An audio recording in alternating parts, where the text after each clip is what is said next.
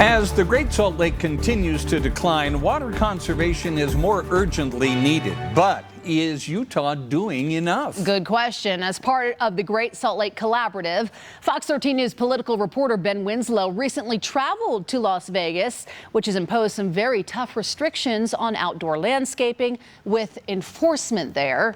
He found out whether it was something that would work in Utah as we grapple with drought. It's early in the morning and Salvador Polanco Gomez is at work. It's starting to cause some runoff. Looking for water waste. Which is prohibited in Southern Nevada. Things like coming off the property, leaks. He's a water waste investigator for the Las Vegas Valley Water District. It's a government job where they look for and enforce violations of watering laws. It's every day there's water waste. We see it. Some people do, some people don't. We're trying to get it to completely stop, but we're doing every effort we possibly can. Nevada has restrictions on outdoor water use, time of day, day of the week. Once water from a sprinkler system hits the street, it's considered wasted. That's what they say is happening at Guido Husing's yard. It's called runoff, right? And as you can tell, the grade of the property, I can't control runoff. I'm within my 4 minutes cycle from the sprinklers. He isn't getting a citation, but is told to get his sprinklers fixed so they don't waste any more water. The water restrictions I don't feel are that bad. We're down to 3 days a week. It is a little tough to fighting the HOA, because they're always on our backs to keep the grass green. Husing says he gets why things are so strict. I've seen Lake Mead from when I first moved here 10 years ago, now to the levels at now, and I understand it. I really think the government needs to stop housing construction, stop the influx until they can initially discover or develop a plan for what they're going to do with the water situation. In another neighborhood, there's this problem. There's probably leak in the bottom. So you're just telling them you need to fix it? Correct. Yes. At this case, they are going to get a letter. Most of the time, water waste investigators only issue warnings. You can see the overspray into the sidewalk. Polanco Gomez says often homeowners are unaware there's even a problem.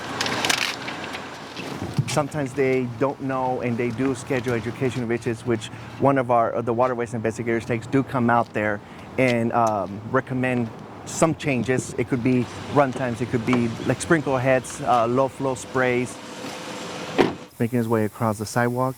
But it is recorded and repeat violators can be fined. They are subject to fines which start at $80 up to $5,000. Nevada has passed tough laws on turf and water. We prohibited installation of lawns in front yards. We limited the landscapable area in backyards to 50%. We had watering restrictions by day of week, time of day, by seasons.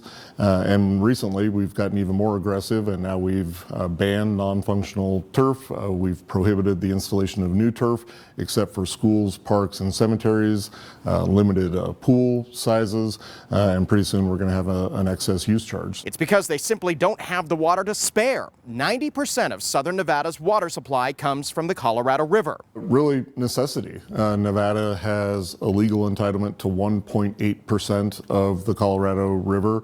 So for the last 20 plus years, we've had to adapt how we grow a city in the desert. You'd think the Las Vegas Strip would be Exhibit A when it comes to water waste. The number one use of water in southern Nevada is single-family residential homes. 60% of their water use is residential. People, look at the Bellagio and think that's the poster child, but actually the resort industry in southern Nevada uses 1/10% of all the water that's available in the state of Nevada, and in return for that we get 25% of our direct employment. Indoor water use in the Las Vegas area is recycled, eventually winding up here in the Las Vegas Wash, a newly created wildland habitat, and back into Lake Mead. The restrictions didn't always used to be like this, but local water authorities say they need to be more strict to ensure a reliable water supply for the Las Vegas area. It's showing signs of success. The Southern Nevada Water Authority reports a 26 billion gallon reduction in water use over last year, stretching the water supply a little further.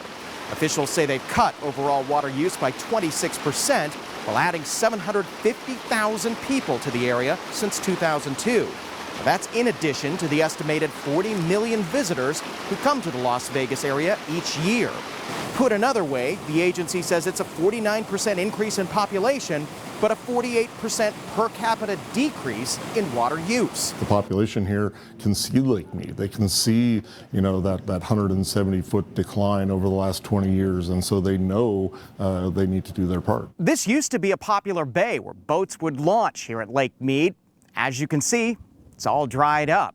It happened earlier this year. About the same time, they turned on some pumps to continue to ensure that the area gets water that they need. What that gives us is the ability to access Lake Mead even in a circumstance where the Bureau of Reclamation can't physically release water through Hoover Dam and deliver that water downstream to California, Arizona, and the country of Mexico. These pumps were built as a sort of insurance policy for the Las Vegas area. Earlier this year, they cashed it in. It guarantees the physical availability for water for 2.3 million Nevadans, even in a circumstance where the federal government can't deliver water downstream to 25 million Americans. States along the Colorado River have seen their shares cut as Lake Powell declines. Nevada's governor doesn't believe it's temporary either. But like the situation with the Great Salt Lake, Governor Steve Sisolak says he believes states like Utah can follow Nevada's example when it comes to conservation. Well, I don't know if they're draconian, but I do believe that all states should look at what we did here. We're recycling, reclaiming, reusing all of the water that's used indoors, at least 99% of it.